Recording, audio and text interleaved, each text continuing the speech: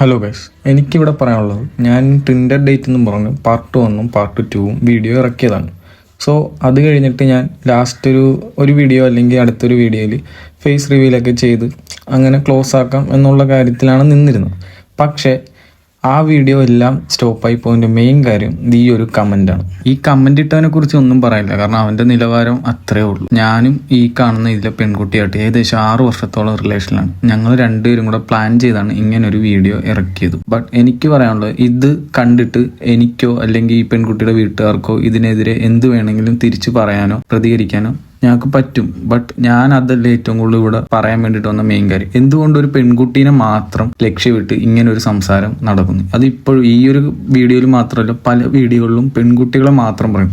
ആ കൂട്ടത്തിൽ ഞാനും പോകുന്നുണ്ട്. ദെൻ വൈ എന്തുകൊണ്ട് എന്നോട് അല്ലെങ്കിൽ എന്നെക്കുറിച്ചോ അല്ലെങ്കിൽ ഒരു ബോയിനെ കുറിച്ചോ മാത്രം ആരും ഒന്നും പറയുന്നില്ല?